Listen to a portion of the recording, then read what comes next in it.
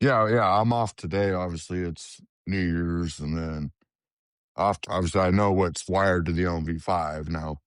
Where those wires go to the terminal strips, you know, instead of tracing out every wire, I was able to kind of find that all out and make my own little wiring diagram. So yeah, we got all the bells and whistles: O2 trim, VFD, FGR, which is not really something you run into a lot here in Alabama. How are you setting up O2 trim with the LV5? So I moved to Alabama about 4 years ago. So I started my boiler life in California. So we were obviously low NOx, ultra low NOx, sub 9 NOx. So that's where, I worked years and years out there, then moved to Texas. And the company I was working for in Texas, we were big like YSOP reps. Obviously, we were doing a lot of LMV5s.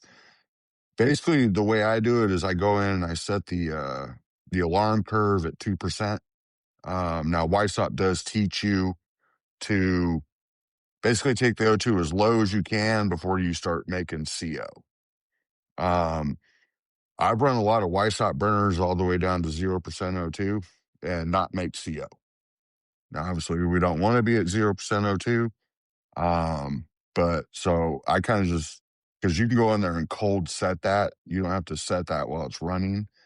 So I set that usually around 2%. This is a Webster burner, so I'm actually going to kind of play with it and see to JBXE. So I'm going to see where we're going to start making CO. And then I usually put in the actual curve. I usually just set that around like 6 to 5% O2, because when you set that actual O2 trim curve, you have to be 1% lower than every point. And, obviously excess air and everything, we're trying to get down to 3% O2 at, around 20% firing rate. So we're going to see how that all works out. I've never done it with one of these Webster burners, so it's going to be a learning experience. In my experience, I've just had the most trouble with LMV5s with the O2 trim. Like no matter what you do, it will alarm out randomly. Yes. And so I always send it to that PON deactivate, which without having the manual in front of me right now, it kind of eliminates that problem to where it'll just deactivate itself. So it's pretty much not doing O2 trim anymore. yeah, but it displays a message on the AZL that O2 trim is deactivated, and your customer calls you like, "Hey, do I need to worry about this? Like, what's going on with this?" And you're like, "Well, it's savings we kind of sold you, but I found that most customers just don't. All they care about is uptime, and if O2 trim isn't working, and it's like not like if there's just random issues, they're just like, just shut it off. Like we don't care because Yes. the production manager, whoever, isn't paying the gas bill, and nobody cares if they're saving 10 grand a month with a little bit of O2 trim. So that's, I mean, I could read or recite the LV5 manual back to you, but the Yeah, O2, no, and the O2 trim is just, hopefully with the LV6, they vastly improve the stability of it and ease of setting it up, because right now it's super complicated. yeah, no, and I agree with you 100%. I mean, it's like auto flame with their EGAs. You got to pull them off the wall every 4 to 6 months and send them back in, and they're gone for 3 years or 3 months. And um, in my opinion, really the only good O2 trim systems out there, on your PLC based TCS systems. FireEye's not bad for the PPC platform. I haven't seen anything from Honeywell. I've yet to see a Honeywell slate. But how'd you you're in your 40s. How'd you get into boilers or combustion? So I started off as an electrician, and I got my buddy a job, and we did a commercial. We were like doing grocery store remodels, so we worked graveyard shifts. And he disappeared after 3 days, and I didn't know if he was dead or alive. He wouldn't answer my phone calls, and I'm like, okay, well, So he called me like 3 months later and said he was working as a laborer at a boiler company, and said they wanted to hire technicians that had electrical background. And I went in and interviewed. And I mean, the funny story, for me is at the end of the interview, they asked me, they're like, do you have any questions for us? And I was like, yeah, what's a boiler? I mean, I'd heard of them. I took my girlfriend to see Titanic, but yeah. So they hired me, and here I am 19 years later. And I look back now and I can't believe I didn't blow anything up or kill somebody. I'm interested in this because this whole like blue collar versus white collar, college versus no college. How'd you get into the electrical? And well, one, did you finish high school? Because that's not always absolute with lots of people. Yeah. And in high school, were you like, I'm definitely not going to college? Or I mean, I don't even know. Did you go to college or any college No. after? Okay, no Yeah, college. no, yeah, yeah. So no, I finished high school. I did like a year. mm, I think I did like a year of community college, but it wasn't for me. I didn't really know what I wanted to do. My dad was a air conditioning HVAC guy, but he unfortunately passed away when I was in high school. But he pushed on me, you need to go to college. You don't need to do what I do. But I had a lucky break to get into an electrical company, and I started off actually as their delivery driver. Did that for like a year, and then I was like, "Hey, I want to go in the field." And they were like, "Okay." And so I did that for 3.5 years. But I mean, there is that debate of people pushing people to college, but if you can come out and get into a trade, you come out of debt, you're not in debt. You don't have that, school loans and everything, and you can make a lot of money. And even at 42, I still make more money than most of my friends that went to college, and I'm still not paying off student loan debts. Yeah, the important thing about the debate is it's not a lot of people treat it as binary, and they also quote the statistics of the extremes. So they'll say like, "Oh, you'll have 150 grand in student loan debt." Well, that's not the average. The average is like 40. But and then they'll also say for the blue collar, "Oh, you'll make 100 grand," and it's like, well, you can, but there are a lot of companies who treat their blue collar workers very, very poorly and basically say, hey, you're worth 25 bucks an hour and here's a 10-cent raise for existing. And people that have been there for 30 years are barely cracking 30 bucks an hour. And, there's this whole dichotomy of it. But, you and I can't fix that, but it's important to keep in the Well, see, in the conversation. I would disagree with you on that, just because. So I started, like I said, in California, moved to Texas, then moved to Alabama. Since California, I've been well above $30 an hour. Yeah, I'm not saying you. And in the boiler field, combustion field, people are way above that. It is very prevalent Okay. in residential or Yeah. like industrial maintenance, like a general maintenance worker who may work for in a factory for like a big public company. They treat most often they treat their employees like they're expendable, and it's basically like, they'll say like, hey, hire in at 28.50 or whatever, and it's like, all right, well, what's the top out? Well, if you worked here 10 years or 30 years, the max rate you can ever get is 32 bucks an hour. It's like, so in 30 years I can maybe work up to $32 an hour. Like, oh boy. And yeah, there's just a huge difference. But in combustion, especially in commercial industrial, since there is less people and it is more I don't want to say high stakes because everything is high stakes, but it is more technically, a little bit more technically advanced. It is easier to get above and into different pay rates beyond the average of like general. And that's because you're learning a skill and Yeah. a very, very marketable skill. Like, hey, I can fix boilers, I can do combustion, and it's very defined. Whereas, like a general handyman, they're like, hey, I can fix stuff. Oh, okay. Like, there's a lot of stuff out there. Like, what can you actually do?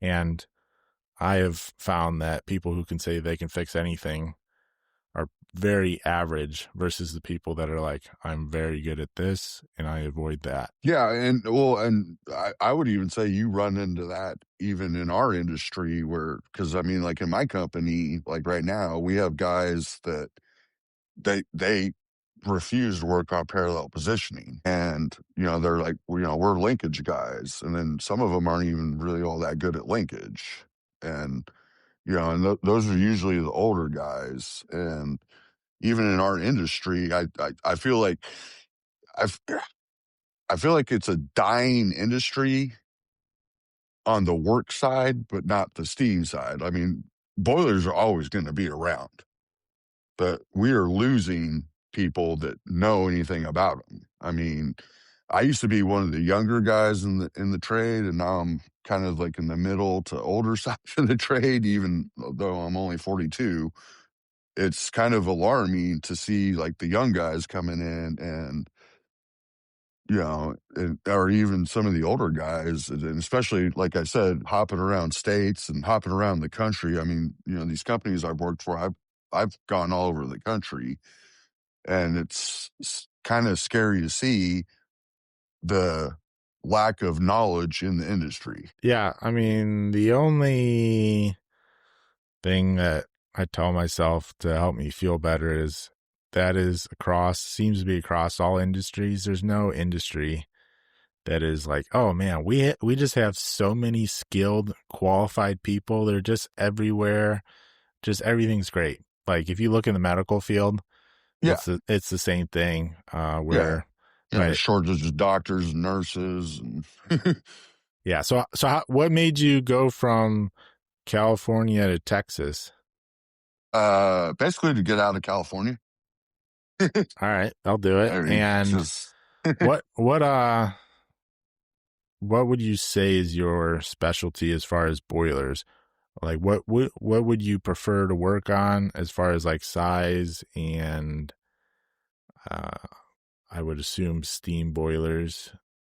yeah. Well, I Like mean, more of my specialty now is I'm more into the like the fully metered systems, the PLC stuff. I'm trying to grow my career, so I literally took an online course to learn PLCs and stuff, and that's more of my specialty now. We're talking like big industrial water tube, you know, register burners and stuff like that. Now, yeah, I just started one up a couple of weeks ago, a rental boiler for my company, 75,000 pound an hour water tube with a Faber burner with, PLC controls. But, like what I'm working on right now, what we were discussing the other day is just a simple little Unilux. I think it's like a 15 million BTU Webster on it with a Siemens own V5. So, my range is all over the place. I mean, a couple of weeks ago, they had me on a service call with some lock-in bars.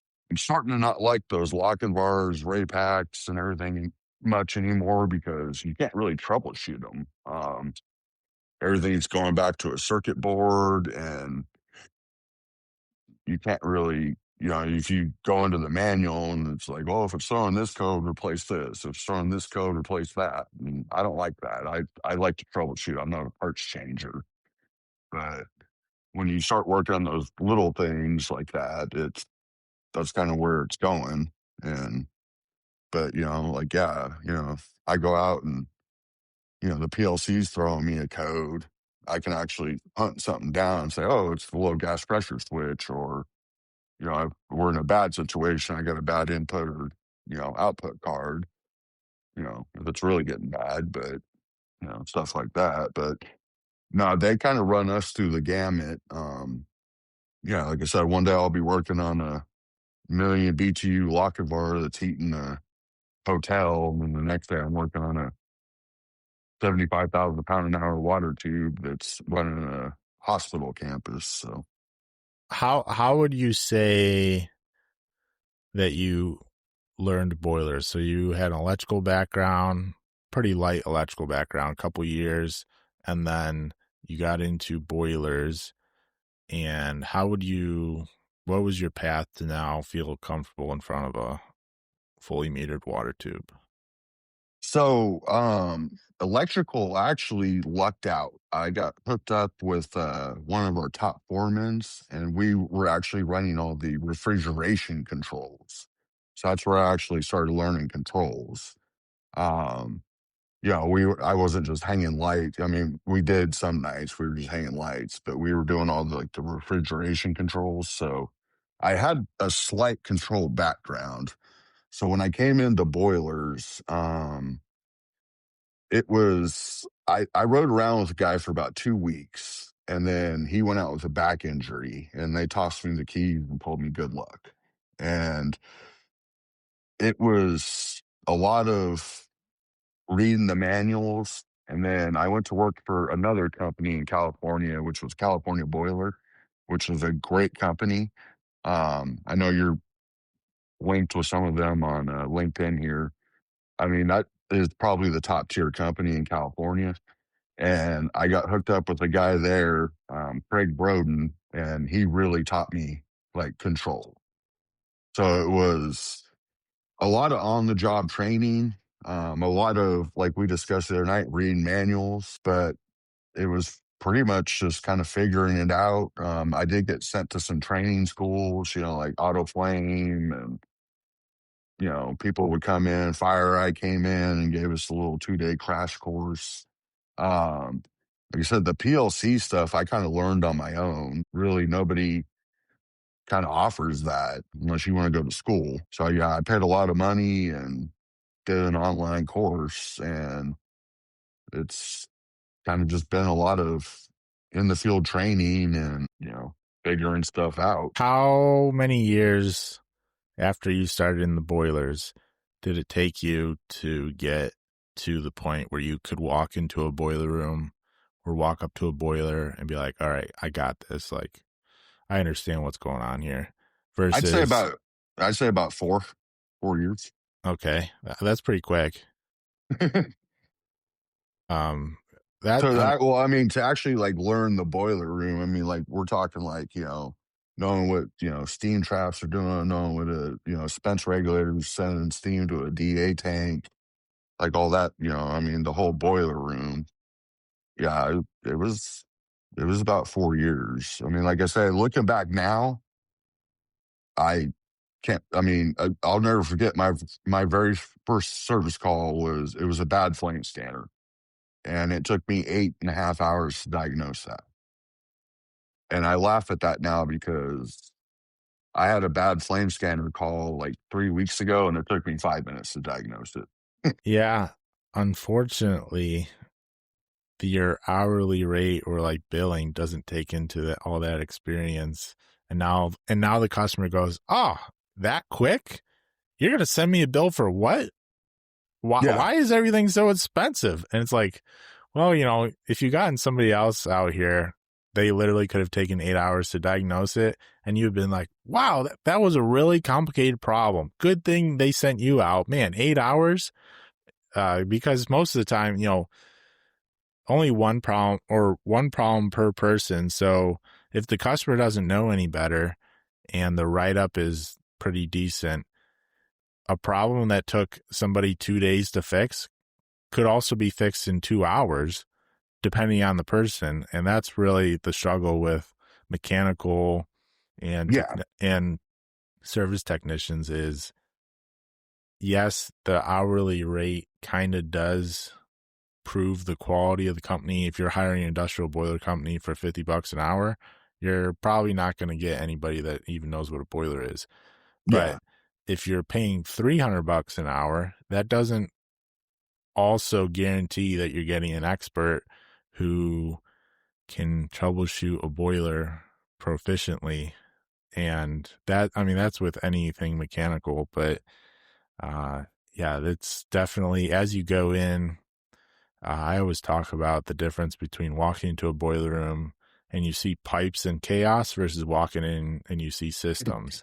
And once you Yeah. can walk in and see systems, you've got it. Not that you know everything, but it's like seeing the Matrix, and you can walk in and you're like, all right, I got this, versus walking in like, oh, so nervous. I don't know what anything is. I just see pipes and every sound is, and I find that with, a lot of newer people, they're just overwhelmed by the amount of information. And then you'll get the experienced folks like you who walk in and they're like, oh, customers like, I don't know if you've seen this before. You know, we got a pretty old boiler, and you're like, I got it. It's whatever. They're all the same. Yeah. Well, no, I mean, I would even say you run into that a lot with, say, you walk in and look at a little, 100 horsepower Hearst with a power plant burner on it compared to walking up to a 75,000 pound an hour water tube with a register burner on it. I mean, I had one of my mechanics on that startup. He was asking me, "What is all this stuff?" And I was like, "Well, that's the fuel oil system." And he's like, "Do we need to hook that up?" And I'm like, "No, they don't have fuel oil out here." Like, yeah, so I mean, like, just to even the difference in just looking at the boiler, even compared to the system, can overwhelm people. And I mean, I've seen it. I've experienced it. I mean, it's funny because I still get calls from the technicians I worked with in California and Texas, and so you're talking 9 years now since I've left California, 4 years since I've left Texas, and they'll call me and yeah, they just get overwhelmed. And it's like, hey, take a step back, take a deep breath, calm down, and look at what you're dealing with. And because yeah, it seems like everybody wants to get in and get out. Everybody wants the quick fix, and of course the customer does, especially if the plant's down. But what we do, I mean, it takes time. And you got to actually find the problem. Because I've worked and still work with some guys. They'll pick apart. They'll be like, "Oh, look at that! I know we don't have that in stock. We got to order that. I'm out of here," and they're gone. And it's like, so then I'll get sent out there with that part, and of course that's not what the problem was. And now the customer's looking at me like, you know, what's up? And yeah, so What do you think makes a great service technician versus an average one? I think a guy that's going to actually go out there and diagnose your problem. And, sometimes it's not going to be an answer they want to hear. Um, but I think it's a guy that actually knows how to work on the controls, work on the boiler, and a guy that's going to be honest with the customer. I've run into, like I said, like I just mentioned, I've run into plenty of times where I go out and replace a part, or I don't even replace the part. I just do a little bit of diagnosis myself and realize that's not really the problem. Um, I think in my opinion, like if I was the customer, like I'm like when I have somebody come and work on something at my house, dogs want to start barking. Um, I want somebody that's going to be honest. That's what's important to me. No, there's a lot of other aspects to it too. I mean, you got to be good at paperwork. You got to be good at you know receipts and you know expense reports and this and that. But like in the field, if it was my equipment, I would want somebody that's honest, and I would want somebody that actually knows what they're doing. But what qualities from a human standpoint? So if a company lines up 10 service technicians and they say, these are the qualities we are looking for, because I'm always looking to define, because people are like, oh, this person's great, this person's not. And theoretically, if we dug deep enough, we can find qualities that make great service technicians versus ones that make average. And I would say a great service technician would also be great at any other job that they do, really. Yes. But Yeah. what do you feel that, like, you're sitting in an interview process and somebody says, I got 15 years boiler experience. Most companies are like, oh, great, hire them. What questions do you ask, or what do you look for that says this person actually knows something versus they've existed for 15 years? Yes. So that's a great question. Because I like experience years of experience, in my opinion, don't matter if they're bad years of experience. Like I always make the joke, me and my wife have been married for 9 years. I could say, yeah, I've been married for 9 years. I'm great at sex. She'll turn around and tell you I'm not. So, um, if you have 10 years of experience, but you've been doing it wrong for 10 years, then you don't. I mean, yeah, okay, you have 10 years of experience, but it's not good experience. So that's where I think a lot of these companies, they really need to start hiring young guys, electricians, is my opinion, and building them up. And that's what I'm trying to do with my company, and I'm fighting with my company right now. Is that way we already have the technical experience. Now, as far as making a good technician, obviously you have to have people skills. You have to be able to work well with others. You have to be able to handle pressure, because when you show up on a service call and a plant is down and they're losing, $50,000 an hour, or a hospital is down, or you know somebody doesn't have heat, whatever it is, they're going to be on your back, and they're going to be asking you, how long, how long, how long, how long. I've been there, done that numerous times. So you have to be able to handle that. You have to be able to, while you're handling that, effectively work and troubleshoot something. This industry is a funny industry, because I've been out on service calls at, say, like 2, 3 o'clock in the morning, and you're on your own. Like, if you get confused on something,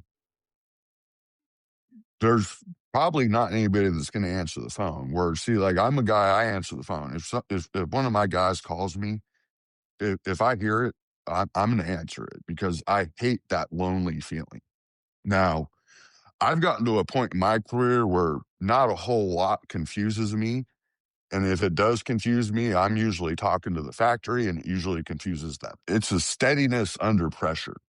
It's performance under pressure, which correlates, with the fact that we're making steam. But you have to be able to stay calm and try to work through a problem when kind of everything's on the line for your customer, is, I guess, what I'd say. What do you feel like your experiences outside of work, maybe in your childhood, growing up, whatever, has taught you the ability to stay calm under pressure and to think under pressure? Because that is a big item. If you can't make decisions under pressure without consulting other people, you're going to struggle.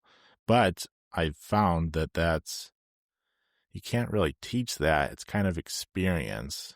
And I'm always looking to see what kind of prior experience, or like maybe childhood, that people have had, that they've just like, well, I was kind of thrown into high stress situations, or I bought a truck for $1,000 in high school and I just had to fix it because that's all I had to do, and I couldn't afford somebody else to fix it. Do you have any experiences like that? Oh yeah. So I grew up playing baseball. My family was a huge baseball family. So I think I was sophomore in high school. I got into umpiring baseball. So I played through high school, but I did a ton of umpiring. And I got to the point where I was actually umpiring college baseball when I was about 20 years old. So I was umpiring guys that were older than me. I actually was going to go to one of the umpiring schools that you go into the minor leagues to become a major league umpire, but I didn't want to sink $5,000 into this might happen. But I was umpiring basically daily, multiple games a day, and for a lot of the time, guys that were players that were older than me. So that kind of toughened up my skin really quick. Was I don't know what the dates on that was, but was that have parents started yelling at the umpires at that point? Oh yeah. Oh yeah. I literally I had to eject a pair of grandparents from the stands because they said if this was Columbia, we'd string you up. Yeah, that's wild. But Yeah. that's you talk about a dichotomy. Youth sports has Yeah. swung to the point where parents are like, our 10-year-old's gonna make the pros, and you're the umpire that's gonna screw over their dreams of making the pros, and they're screaming. It's like, ma'am, your son is 10. Like, we are playing on a Saturday afternoon in a public city park. This is not going to be the difference between them making the MLB and them not. Like, it's going to be okay. Like, yelling at me when I'm a volunteer umpire getting paid $10 an hour and I'm 18, it's going to be okay. But a lot of parents live through their children, and they think that they can influence the world by screaming at Yeah, other yeah, people. no. So we always used to have a nice little saying that the biggest problem in youth sports is the adults. That is Because very true. yeah, because so my first job was actually working for the city parks in the town. Well, my first job was actually umpiring, and then I got hired as a rec leader working at the parks. I was like, the little guy that was at the park, and I can't tell you how many fights I had to break up and everything between adults at youth sports events. It's like, are you kidding me? I know I already asked this, but how did you get into electrical after high school versus like what was your decision of I know your father did HVAC, but did you consciously say, "Hey, I want to work with tools," or did you just kind of fall into the, "Hey, this is kind of the easiest job to get," versus I want to go sit in an office? Well, so actually, so one of the guys I umpired with, who he kind of became like my new dad after my dad passed away. He worked for a company that was the general contractor for the electrical company that I went to go work for. And he just said one day, he was like, "Hey, they're looking for a guy. It's a material driver, and they're willing to pay." At the time, I think it was like $25 an hour, and at the time, I was making like you know $20 an hour, and I was a young kid, so I was like, "Oh, cool, that sounds fun." And then just working for them, I was like, well, I was looking. I would go drop off material at all these different job sites and see these electricians, and they were all driving really nice trucks and everything. And I was like, "Huh, let's give this a shot."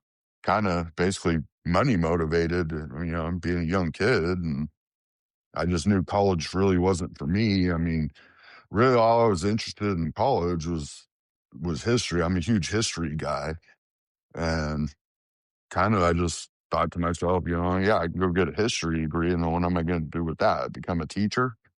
I didn't want to be a teacher, so. Yeah.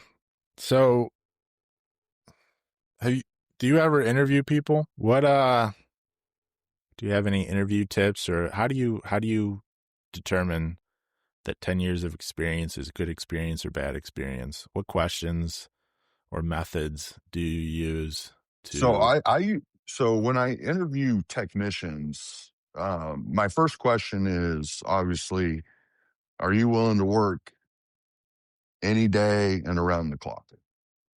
Because that's the one thing I've run into, especially with these younger guys nowadays, is they don't want to work. They don't want to work overtime, or they don't want to work a weekend, or um but then I'll usually go after people, you know I'll ask somebody like, do you know, what controls do you know? And, if they tell me a fire eye, I'm like, okay, what does L1 to 3 mean? What does 3 to P interlock mean? I mean, I'll literally, because, this is what I deal with every day. So it's like, I know off the top of my head what a 3 to P interlock means. It's probably an airflow switch, or if they put the gas pressure switches in that circuit, or if you could just tell me that, okay, the limit circuit's made, but the interlock circuit's not made, you know, or if you tell me, oh, I know auto flame, I'm going to ask, what does P15 open mean? You know, if I do get a guy that comes to me with a PLC question, or, claims to know PLCs. I mean, I actually just had a guy a couple of weeks, and I was like, can you explain the difference between a digital and an analog output?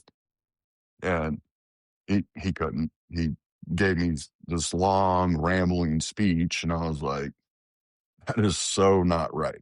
Like, so I mean, no. On the mechanical side, see, I'm not much.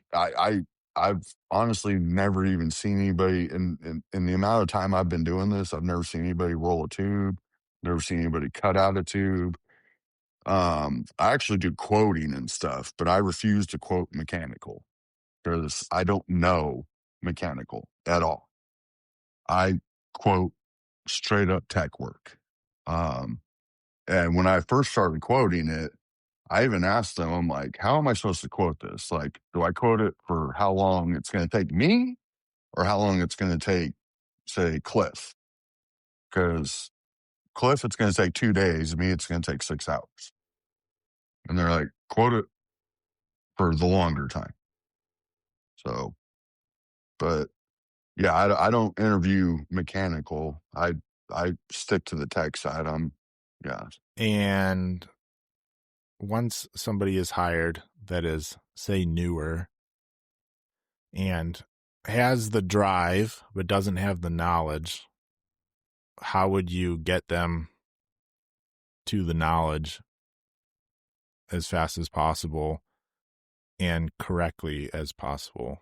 How would you recommend or suggest companies do that versus throwing them the keys after 2 weeks? I wouldn't throw them the keys until I would say they're ready to go. And I've done that with a few guys, and it's been hit or miss. I'd say I probably have about a 70% success rate on guys riding with me for a while. Um, like I'm talking up to like 8 or 9 months.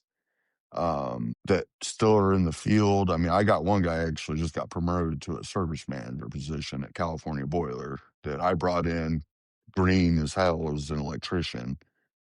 I love training people. I mean, when I first started, the guy I rode with, he told me he wasn't even going to train me because he said you're going to end up taking my job, which to me is laughable at this point because there's more jobs than people in our field. But I would say, I mean, it's hands-on training.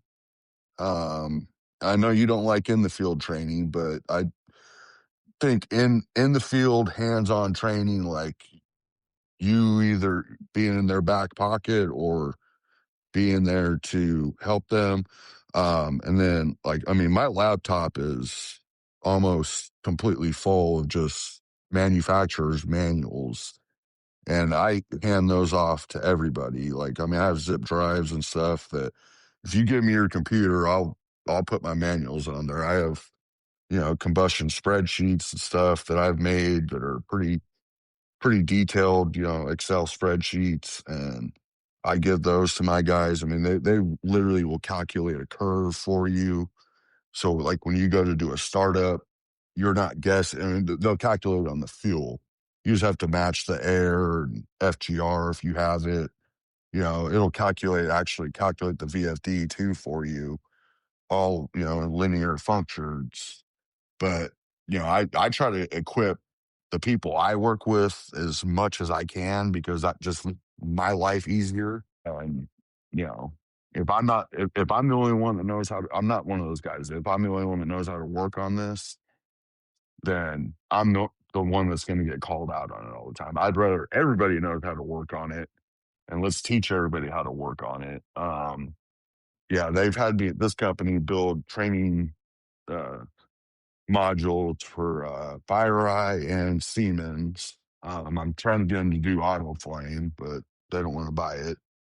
But yeah, I'm the guy that's like willing to train, so that way I'm not the only one that knows it. What does a training module for Autoflame and Siemens look like? So we have a little 50 horsepower hot water boil fire tube Hurst. And I mean, you're talking little small power flame burners that you can literally change them in and out within like 5 or 10 minutes. They got like hoses and stuff for the gas, and yeah, it doesn't take much to train to change them.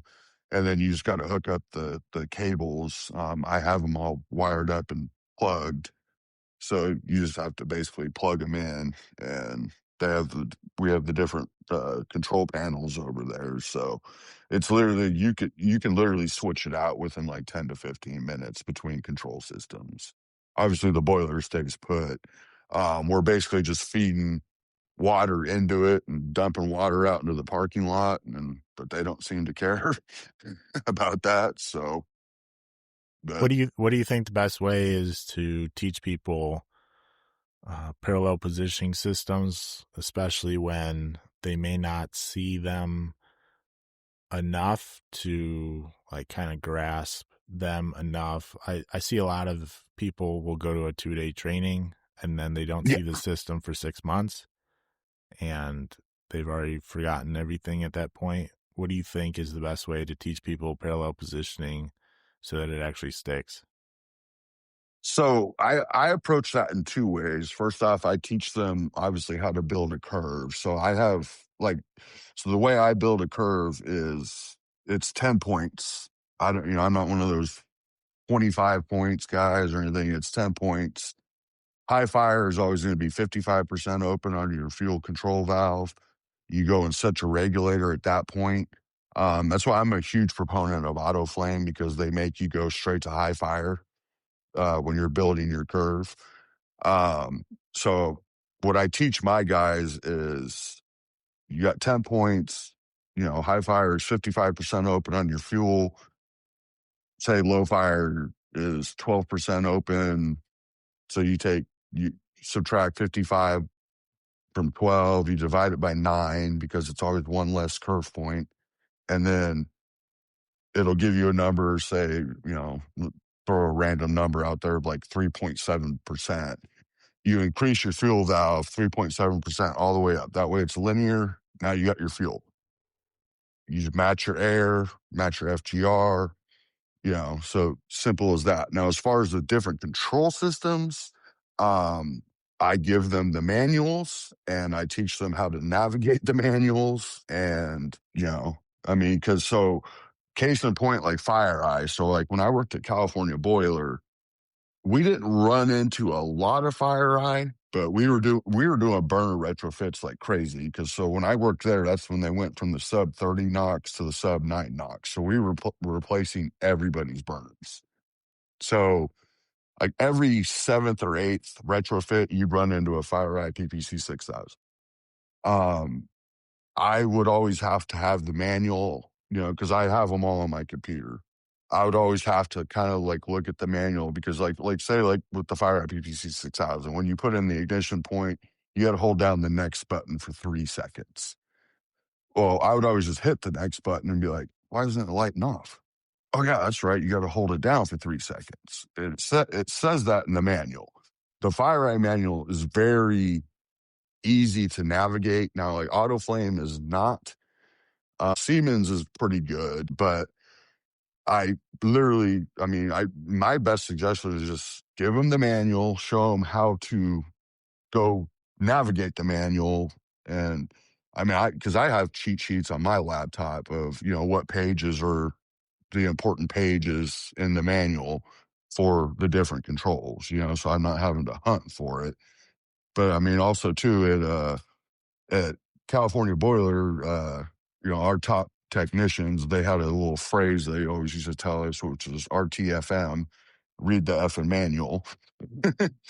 But Yeah, that's, I mean, kind of basically, I mean, that's what it is. I mean, the manuals, I mean, yeah, they're not going to give you a password, but they're going to tell you how to navigate them as long as you can get into them. Now, I've also, had to fight my way through CB Hawks. I've never worked for a CB rep, but I've learned CB Hawks just on fighting through them on my own and some help from some buddies that worked for CB. And I mean, they all kind of work the same to a point, but it's also, I mean, it's kind of trial and error, and figure it out. Do you think somebody who only learns on the job can be a good service technician? Well, I mean, depending on their personal qualities, yes and no.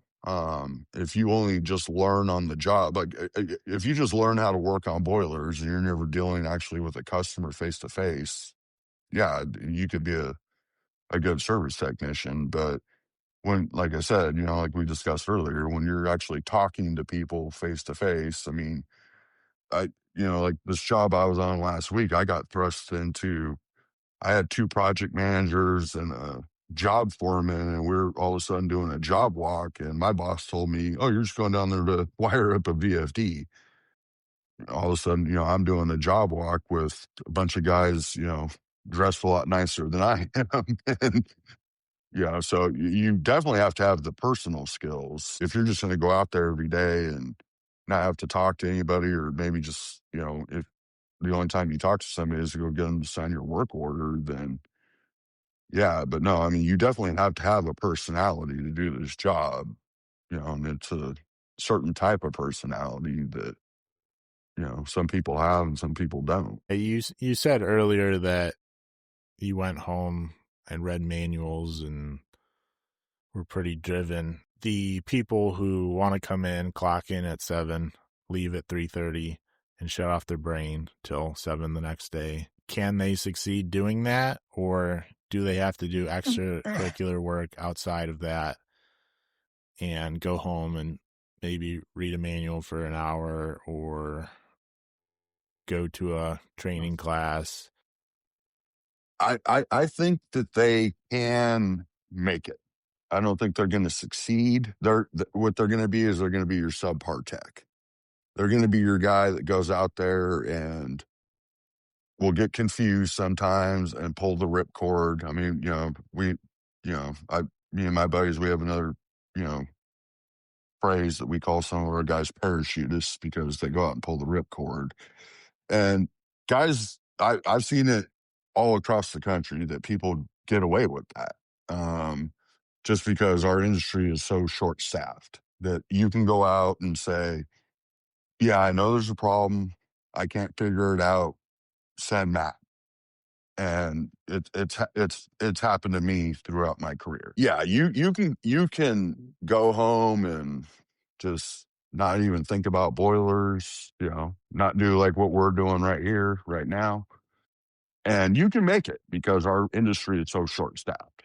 But if you actually want to be good at your job and make good money, then you need to put in the work. And it's just like anything in life. It's, how good do you want to be? How hard are you willing to work? I mean, that's kind of what it boils down to. What are your thoughts on training classes? Should all training classes be 100% paid by the company and 100% paid for, like, for the employee's time, or should it be 50-50? Or if, like, the company says, hey, we're going to host a seminar Saturday morning, if you guys want to come in, great. If not, great. But, this is going to be to try to help people, but, also we're not paying you. This is optional. Or do you just, everything should be 100% paid? If you're getting better skills, the company should be paying you for it.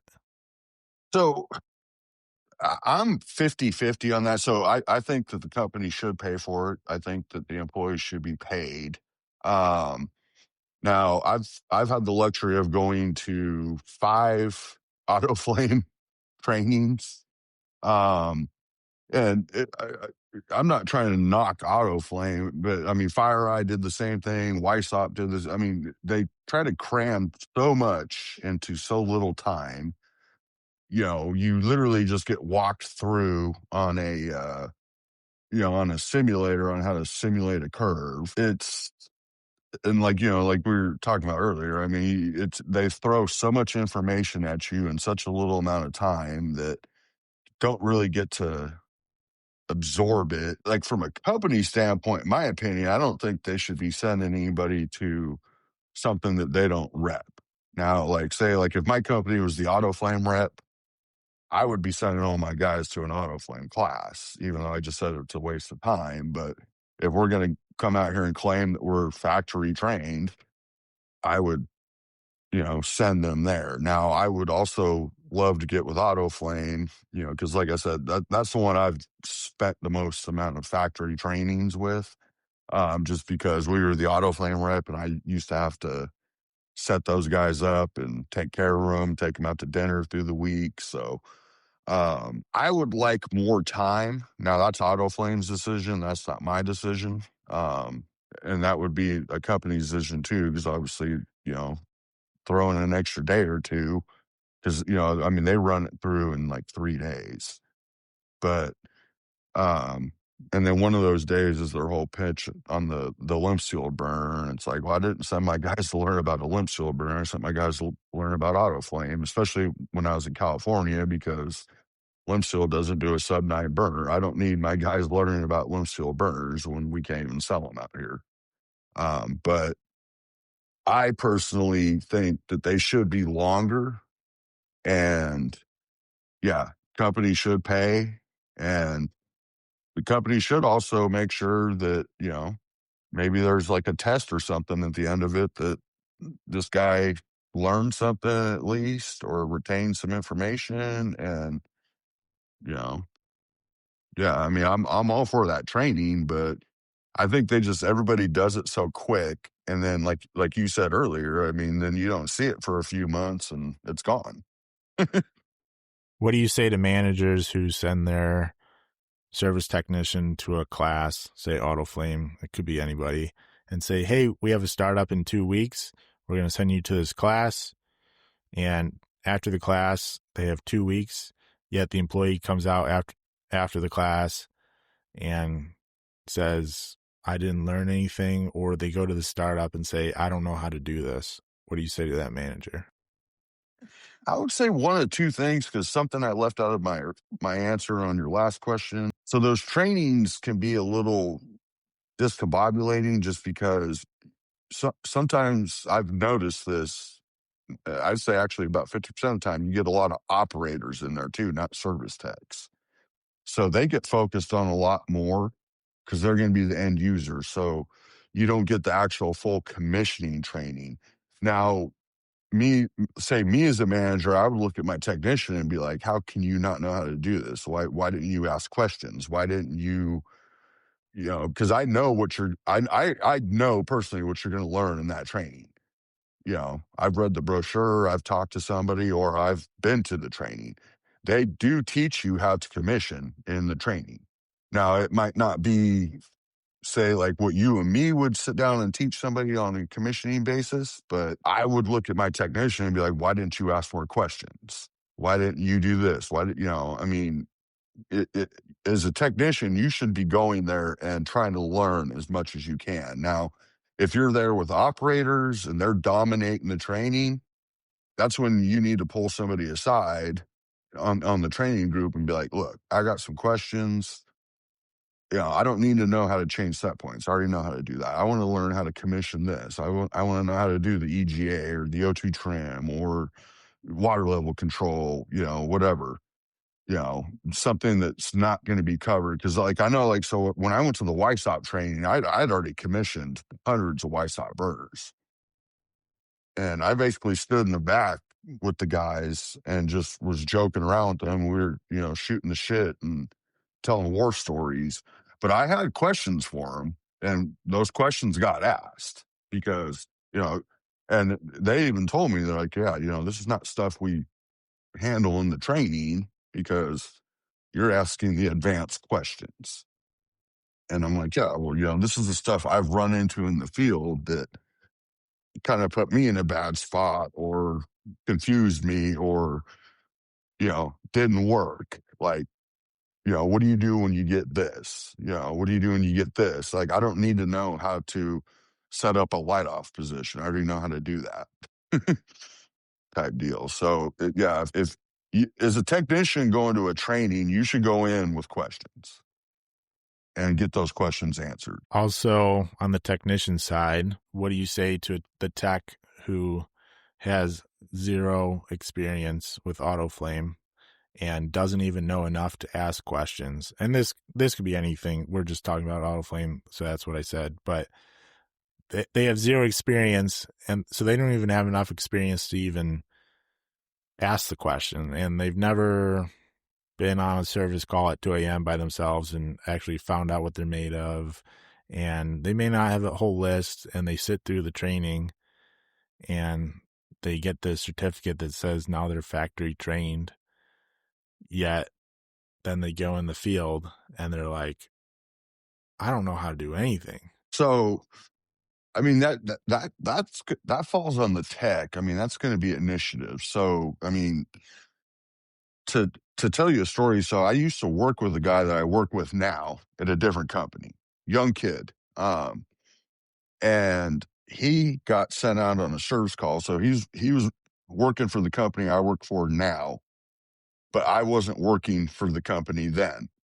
I was working for the company that we used to work together at, and he got sent out on a FireEye PPC 6000, and he'd never even seen it before. So I spent a good majority of the day on the phone with him. I emailed him the manual, and we fought through it. And he installed a new servo and recommissioned it. So it can be done.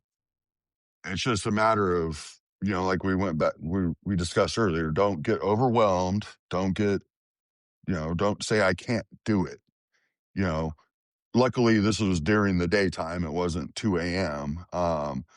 Now, like you said, I mean, yeah, say you get out there at 2 a.m. I mean, if you've been through the training, you've at least gone through the control. You should have the manual because usually they always give you, a zip drive or they'll email you a PDF copy of the manual when you're at the training. That's just one of those ones where you got to fight through it. I mean, I've heard multiple people in my career say, well, I've never done this before. I'm not going to go do it. And I'm thinking to myself, man, it's like at least 3 or 4 times a month I get sent on something I've never even done. I read the manual and I figure it out and do it. So, yeah, I mean, that's, I guess, where I'd go with there. I mean, yeah, I'm a little, I guess, cold hearted where, I kind of tell people you need to read the manual and figure it out. But I will also, talk people through it and not stuff in the manual that you need to know that will make it a lot easier. If you've gone through the training, you should at least know how to navigate the control, is I guess what I should say. Do you teach somebody linkage and then parallel positioning, or do you just start them off on parallel positioning? That's a good question. So when I got into this, it was I got lucky because there was still linkage. They were just starting to come out with the parallel positioning. Teaching linkage is an art form, and that's why that's why you got your little simulator behind you. Um, I still get guys calling me all the time asking about linkage, and like I tell people, I'm like, that's not something you can really explain over the phone. I mean, I could tell you how to, move everything all the way to the top, and it'll fast travel, move everything all the way to the back, or the drive to the back, the driven to the front. It'll slow travel, try to find your sweet spot, but I mean that's geometry. You can't really explain that over the phone. Even out here in Alabama, we're starting to get to more of parallel positioning. Still running into linkage. Um, so, like, if I was still in California, I wouldn't even bother teaching somebody linkage because they don't have linkage out there anymore. Like here in Alabama and Texas, I would teach them basically as we run into it. I mean, One day we might be on a Siemens, the next day we might be on a power flame, yeah, with linkage. The next day we might be on a fire eye. The next day we might be on an auto flame. Next day we'll be back on linkage. I don't think knowing linkage helps you with parallel positioning or vice versa. Linkage is an art form. Do you feel like somebody who learns on linkage first understands better the relationship between air and gas and what actually happens and what they read on their combustion analyzer versus somebody learning parallel positioning and you just type in numbers randomly on a computer screen? I would say yes. Uh, Understanding linkage would help you because you understand the difference in, the air moving faster than the gas or vice versa. And I would even go further than parallel positioning because, like, when you get into the PLC programs, you have the cross limiting, and that air can't move faster coming down, or the gas can't move faster going up. If you don't know parallel positioning, you're not going to get into the PLCs. I mean, because basically they're parallel positioning, but they're just a lot more, complex. But I would have to say yes, just because you have to understand that, you know, you can't be jamming the fuel and not moving the air, or, vice versa, to not create dangerous situations. What do you think makes a good boiler service company or a boiler company or a boiler group versus beyond just have more people who know what to do? I like to equate to NFL teams. They all have the same money, the same players, essentially, the same coaches. All the roles are the same. But why are the Cleveland Browns sucking and the Kansas City Chiefs winning multiple Super Bowls when they all have essentially the same opportunities? I would say it's management. It's management that kind of fuels the work ethic of your people. 'Cause I've worked at some companies that the management is awful, and we got great people. And I've What worked at some, what makes awful management or good management? so it's like the micromanaging and the non-managing. So like the company I used to work for, this guy was a micromanager on certain things, and then on other things there was no management at all. It was like I'd go in every day, and he wouldn't, I'd be there at 7 a.m. like I'm supposed to, and he wouldn't tell me until 9:30 what I was doing for that day. And then he'd load up my day with like four different jobs and create a 15-hour day for me. And then I'd go in the next day and there would be no work. But at the same time, I'd be turning in work orders. And now this guy was a sub, like maybe a mid-level tech. Like he didn't really understand much of what I did because I was more controls, but he would nitpick what I did on the job sites, even though the customer was perfectly happy. And it's like, what are we doing here? And like now, they got me on this job, and suddenly it's having to be done by next Monday. And I requested help because I have to basically wire up two boilers, gas trains, controls, VFDs. And they're like, oh, we don't have anybody to help you. But then I just saw on the schedule that half the guys are on service calls next week, which means they don't have any work for them. And it's like, okay. And nobody could tell me when all that electrical material I ordered is going to be here. So communication, you would say, is the biggest Yeah. factor. Yeah. Communication is. Do you feel that management has to, what level of understanding of boilers in the industry do you feel that a manager has to have? Because ideally, everyone's like, oh, well, our manager should be, the top tech or whoever. And really, that's not who really makes a great manager. And you just Yes. don't have enough field experience to go around. But what level of experience makes a manager that's good versus I don't know what you guys are doing. Like, go do whatever. As long as we're making money, thumbs up. When you get to like the level I'm at, my if somebody's gonna be my manager, they should know more than me. Now the problem with that is now you're pulling a guy out of the field that we could be using in the field. So it's kind of a hit or miss. I mean, Well, so like in most corporate companies, like a manager is going to hire a data architecture person to manage a server, whatever data architecture. That manager just has to manage the project and not yeah, actually understand data architecture better than the person, because then it's like, well, why are we hiring you? And I'm of the firm belief that, a lot of technicians or blue collar people love to believe that their managers have to be very, very well experienced technically. And I don't think that's true or can even be done in today's world, as because just for the reasons that you just mentioned. But it's trying to find the line of how much do they have to understand versus their their job, which is actually to manage your chaos and everybody else's chaos and to manage the customer's chaos and all that stuff, which doesn't actually require field boiler experience and to know how to set a curve on an auto flame system and all that other stuff. yeah, no, I mean, I agree with that. I mean, if you can manage people, then that's you know that's a talent in itself. Where I get frustrated is it's like when I tell somebody, "Hey, I need help," or "Hey, this is going to take longer than 8 hours," and they just don't want to listen to me, or because for the most part, I can usually get jobs done a lot quicker. I've been doing this a while.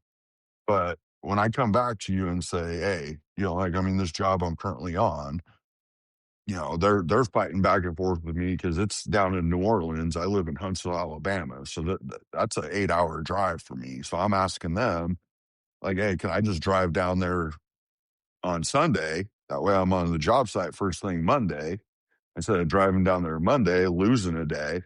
And they're like, "Well, we'll have to think about that." And da da da da. And it's like, well, you know, the customer wants this thing running by next Monday, and I got a lot of work to do here. And, so to me, that's like, if one of your technicians is coming to you and saying, "Hey, I need to do this I need to do A to accomplish B," I would think you would say, okay. Now, I would say that knowing boilers and being in the business would help you make that decision a lot better. If you don't have the knowledge, you should just say okay right off the bat. And then, over time, I would definitely look at that and make sure that somebody's not, stringing you along or, BSing you. But at the same time, you could, there's other people in the company you can go to and be like, "Hey, Matt's saying this. What do you think?" And on the technician side, do you think how much of a good technician needs to be self-management? Hey, I am on this boiler startup and I need this, this, and this. I'm going to fix this, this, this, this, and this versus, I don't know, I need materials. I called our parts department and they're now handling it. Is how much, where do you draw the line between self-management versus that's out of my purview? Because I've found that the best technicians are the ones who can self-manage a job and report to maybe like a project manager and just say, Yeah. hey, these are outside of my control. You need to deal with this, but I have dealt with everything else versus, oh, I don't know, the gas train's not wired, so you need to figure that out. But my job is startup and it's not wired, so I don't know what you want me to do. Yeah, no, well, no, I mean, I think, I mean, obviously our job is 100% self-managed. You have to be an independent worker and you have to be good at doing that. Um, I mean, like I said, my on this job, my boss basically told me that I was wiring up a VFD. I get down there and there's two boilers. VFDs aren't even mounted, and I got to wire up everything. So I made, I mean, right off the bat, I made an extensive material list, and then they came back at me like, "What do you think? Why do you need 300 feet of conduit?" And I'm like, "Because I got to wire all this stuff up." No, I mean, our job is 100% self management, but you do also have to report back to people. And I do have another boss that I report back to now. You know, he was a good tech, but you know, he's gotten to management, so he kind of, you know how it goes. That once they get into management, they kind of forget how the field works. But no, he came back at me with that, and I was like, well, you know, I got to wire up this, I got to wire up this, I got to wire up this, I got to run this, you know, blah blah blah blah blah. And okay, you know, and but you know, yeah, you definitely need somebody in the management space that kind of has an idea of what's going on because you know I could have called in and said, hey, I need a roll of 300 feet of 4 gauge wire. And, you know, I could have been one of those people that just throws that in the back of my truck and takes it to the scrap yard. Yep. You know, because I have worked with people like that.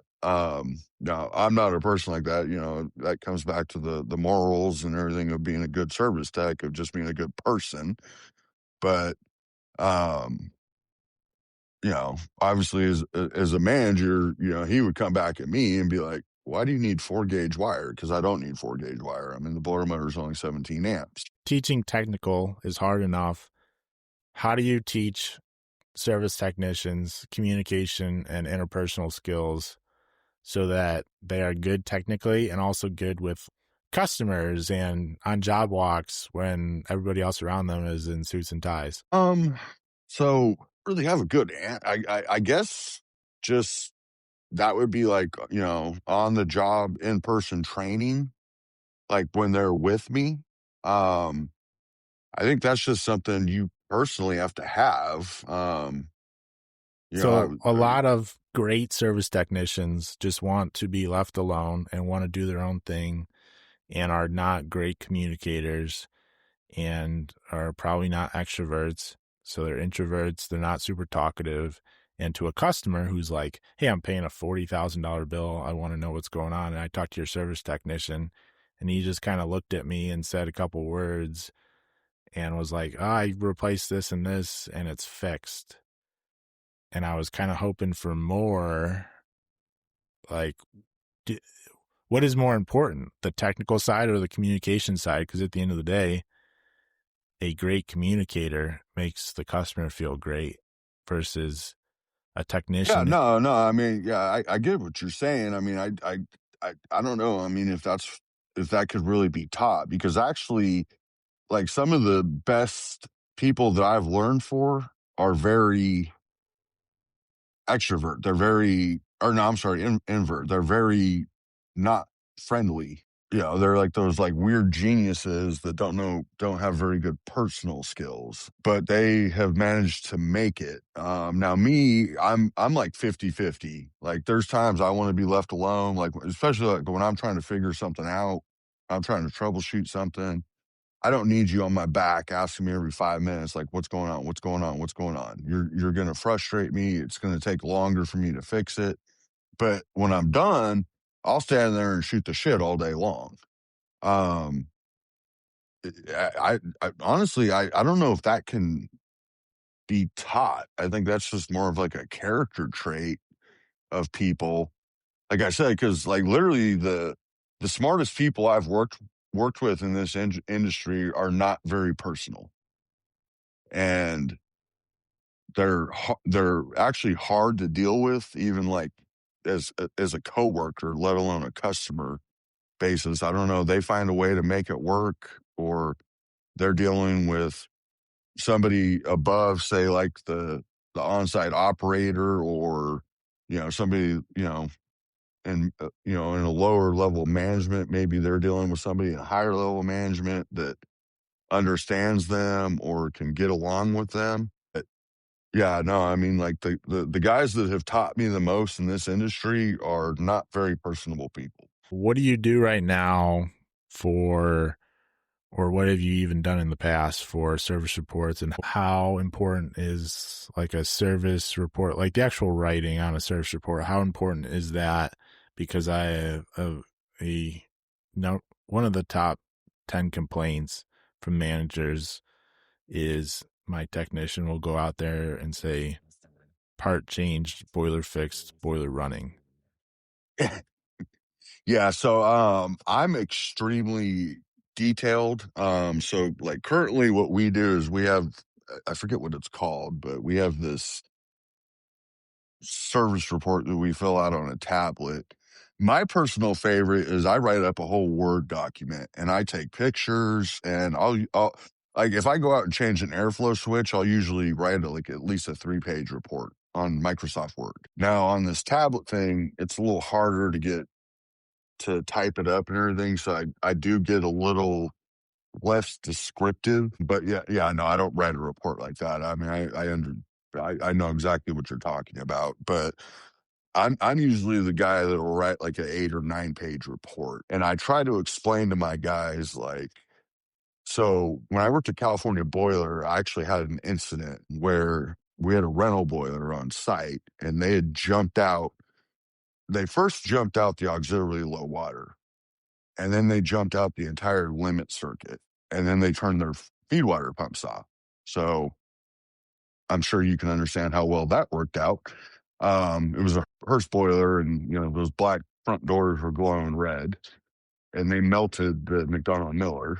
So I show up on site. Well, they tried to put it on me, and I wrote up a huge report, took a bunch of pictures, got the guy to sign it, and they still tried to blame me. Well, this ended up going to court. So California Boiler actually brought all of us as technicians in and sat us down. We had a meeting with a lawyer, and the lawyer basically explained to us, this is how you need to write your reports from now on. So, like, I used to write trip tested safeties and controls, found everything good. Now I write trip tested low gas pressure switch, high gas pressure switch, low water cutoff, high water cutoff, auxiliary low water cutoff, draft pressure control cutoff, furnace pressure cutoff. I literally list in my report, on top of all having a separate report that is my safety and device combustion report, where I indicate everything that I tripped, everything that I tested, what pressures they were set at, what pressures they tripped at. I mean, no, paperwork is paramount, especially in this industry, to, cover everybody's butt. Where do you draw the line of, we're just service technicians and we're out here to fix it, versus we're writing potential court evidence and we need to cover every single base on every single service call, no matter what you do? So if it's not safe, I will tell the customer it's not safe. And I will tell the customer I'm not going to leave it running. And I will write in my report, if this unit continues to run, I literally use these words. It will potentially cause extreme damage, personal injury, or death. I use those legal terms, and I make sure that they sign it. Now, unfortunately, when I walk away, if they want to turn it back on, it is what it is. It's their piece of equipment. It's their liability. But I explained to them extremely strongly that you should not be running this. Like, this is bad. Um, yeah. So, I mean, I literally write those words, and I've lost count of, unfortunately, of how many times I've had to write that in a report. And as I'm walking out the door, I hear the boiler firing up, and it's like, well, somebody's going to get hurt. If you tell your customer they're going to die and they still turn on the boiler, that means that they actually don't believe what you're telling them. How do you get them to understand and like say, hey, what I'm telling you is true? And you probably won't die, but there is this serious risk of injury, it's mostly you're probably going to have an expensive bill. Yeah. And they directly ignore your recommendation. It's essentially they're not hearing you. Because if you tell somebody, hey, if you get in your car, you're going to die, and they're going to be like, wait, why? Like, why should I not get in my car and drive? Like, how do you know that? And they might, but do you feel like it's just pressures from managers above them of like, get that boiler running or you're fired? Or do they just not trust you or trust service technicians in general of say, oh, they just want money from us? What do you think it I, is? I I think it's a little bit of both. I think it's definitely pressure from above because they're the actual operator, but when they have the guy that's actually, paying the bills or, is the upper management, they only see a bottom line. They don't understand that the boiler is actually dangerous. They don't understand that it's a controlled bomb. And then I would say too, I mean, usually the operators will listen to you, but yeah, they're at risk of, yeah, that manager's going to tell them, we need the plant running or you're fired. At that point they take a calculated risk. And honestly, if I actually came across something where if they turn that switch on, it's going to blow up or something and kill them, I probably wouldn't even leave. I just kind of throw that language out there to extend to them like this is the risk. Like this is what we're dealing with and we need to fix this. You know, like you said, 90% of the time that, it's not they're gonna flip the switch and it's gonna just blow up and kill everybody. But you try It's to explain to them like, this isn't a small little tube leak. This is something that needs to be addressed like right now. Do you ever contact your state boiler regulators and say, hey, we have an unsafe situation. You should probably send I somebody? I never have. The only instance I've really run into that is usually they'll already be there on site, like during an annual inspection, and we're all seeing the same thing, and it's like, eh. I've never actually made a phone. I've never had to. I've never felt the need to. My customers usually trust me enough to where, like, if I tell them, like, "Hey, this is bad," they listen to me. I mean, you do get the customer occasionally that thinks, "Oh, this guy's just trying to sell me something." Um, but usually, like, when I tell a customer, like, "Hey, this is bad," I mean, I got enough gray in my beard now that people people listen to me a lot more. When I was younger, I did have people question me a lot more, but they tend to listen to me now. And I've worked at a lot of these places long enough that, you know, they trust me and know that what I'm telling them is pretty much, the truth. And Do you do you use water or digital manometers, and do you think people need both or one or the other? I use digital just because I was honestly never taught how to use a slack tube manometer.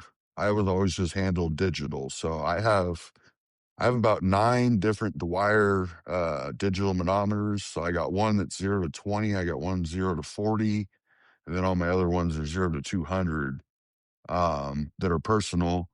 And then I got about 200 feet of that, manometer tubing that you actually put on LinkedIn, and you're the man because that is the best stuff I've ever had from McMaster Car.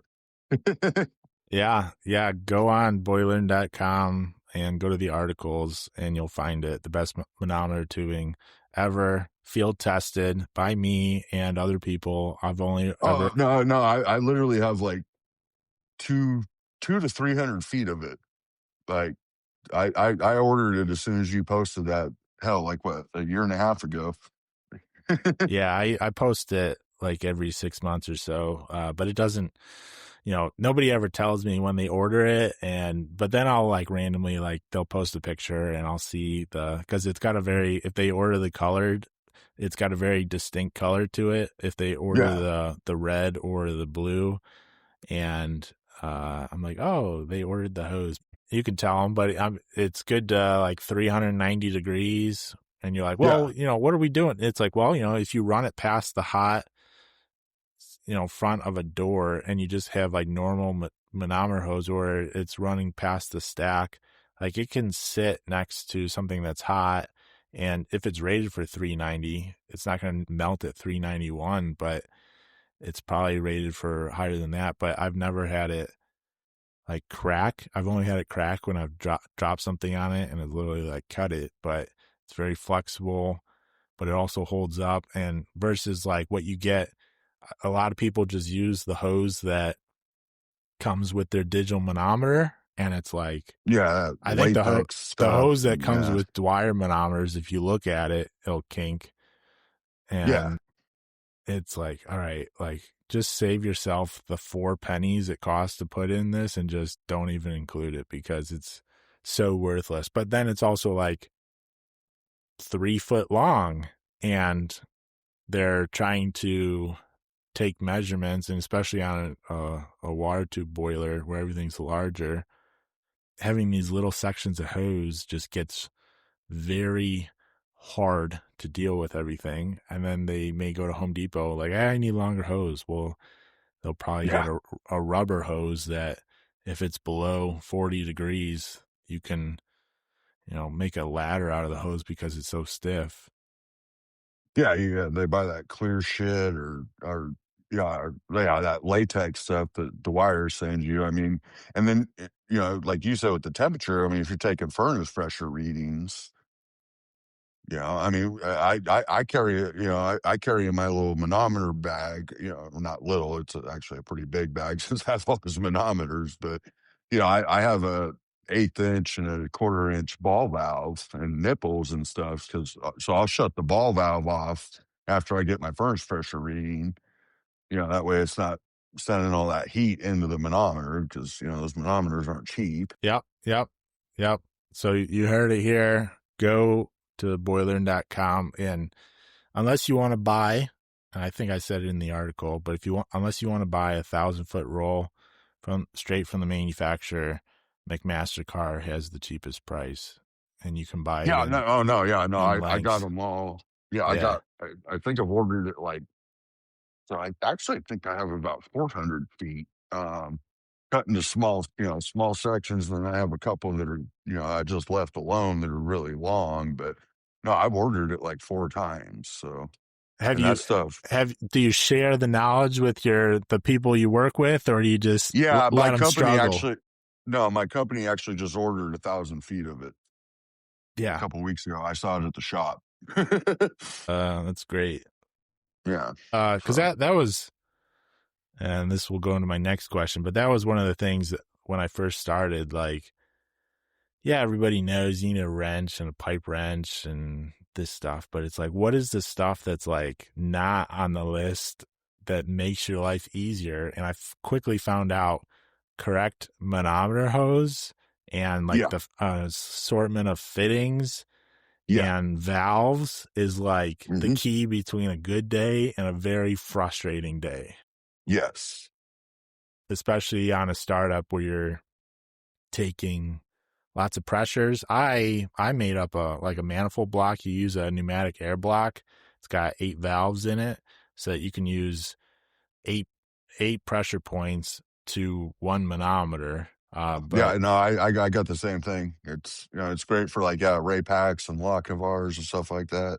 yeah. So what other tools or something that you do you have that you're like, this is essential or makes my life easier, or hey, I wired up this thing that does this, that saves a bunch of time, that So I would say, I mean, for me, it's more like technical stuff. So I bought the Fluke. I think it's the AC 2000, but it's the clamp milliamp meter. Yeah, because see, I deal with like a lot of transmitters and stuff, so that way you don't got to break circuits. Then obviously having a 0 to 10 volt signal generator, having, different electrical leads, especially small electrical leads, like the surgical pinpoint ones. that'll get into these small terminals that some of these manufacturers are making now. Go grab it. It It's I mean, it, Fluke 771 through 773 are the clamp. It varies by oh, staging, see, but so you're looking at a different version than what I have. okay. I know what you're talking about, though. Yeah, the one I have is yeah, that one's a lot more expensive. Yeah, mine's like the AC something. All right. So proper electrical meters, anything mechanical wise, maybe example as I have is when I was doing service, I had a little quarter-inch ratcheting wrench that was like German made, and it was kind of expensive for what it is, but that little thing could fit into anywhere, and it had like 70 to 90 teeth, and you could put a little bit on it and or a little socket, and you could do some very great things in tight spaces with that little wrench, and I used it Yeah, all the yeah. time. So like mechanical wise, I would say so like Allen wrenches. I carry the Weehaws. I always carry ball end because ball end is the best because you can get in there at an angle. But the Weehaws, they are a little more expensive, but they are magnetic, so that's very helpful. Do you Um, do you buy your own tools? yes, Do you supply everything or just like hand tools? I pretty much supply everything except for the truck and the analyzer. My kids are grown, and I don't really have much to spend my money on anymore. So yeah, no, I got all my own tools. I prefer the Milwaukee 12-volt power tool because they work perfectly fine. Now, obviously, for my grinder and my large impact, I have 18-volt. That the company supplies that.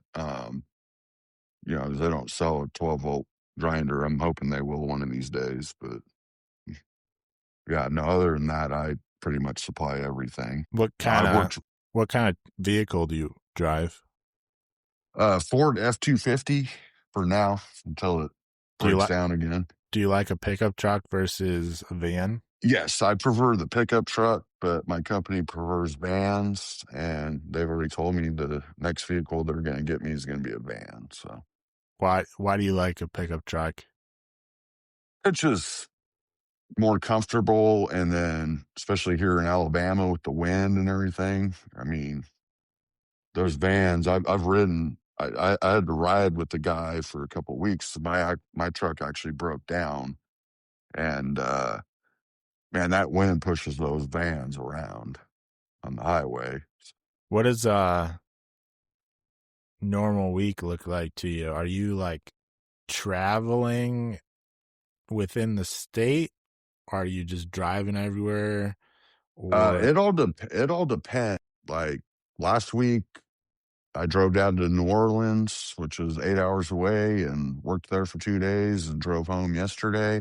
Obviously, the week before that, Christmas, it was pretty light. The week before that, I was all over the place. We actually we drive more than we work. I make the joke to my wife all the time that I'm a truck driver that occasionally works on boilers because we service. So we're based out of Birmingham, Alabama, but we service Mississippi, Louisiana, Florida, Illinois, North, South Carolina, and we drive everywhere. We don't fly. Now, I've worked for other companies where we flew, which makes it a lot easier, but also makes it a little bit more difficult because obviously you can't take as much tools and stuff with you. I'm probably going to be leaving out of here on Sunday, driving back to New Orleans, and I already warned my wife I'm probably going to be down there for at least 2 weeks because I guess I still got to wire both these boilers up, get them fired, get them boiled out, and then do commissioning. do you have do you follow the manufacturer's boil out procedure, or do you have your own concoction and method that you do yourself? Uh, so that's like 50-50. On this one, I was told to use Tide, which I've done that before. Usually I'll use either that or like, so at California Boiler, we would always just go get a trisodium phosphate from Home Depot. Um, but a lot of the places too, they'll have the chemical guys supply the boil out chemicals and then kind of give us some instructions. This one's going to be kind of interesting. I'm gonna have to talk to my boss about it because it's a hot water system, two big Uniluxes. So it's like, are we just boiling out the boiler, or are we boiling out the system, or like, how's this supposed to work? But I kind of already brought it up to him a little bit, and he told me Tide. Is it normal for you to boil out a hot water boiler? I've heard of companies just, what's the point? A little bit of oil in the system doesn't matter since we're not making steam. Yeah, the last hot water system I started up, which was about 2 months ago, the chemical company, the water treatment company, they just injected chemical into the loop and basically monitored it. And yeah, so When yeah, you're yeah, when you're boiling out a steam boiler, do you remove the safety valves? I do not. No, I usually will pour the chemical in through the manway gasket. I will start to get it hot, put the manway back in, get about I usually like to get about 2 to 5 psi on it and then let it sit overnight. And then we'll drain it, flush it, change all the gaskets out, handholds, McDonald Miller, everything, and go from there. Why do you change all the gaskets?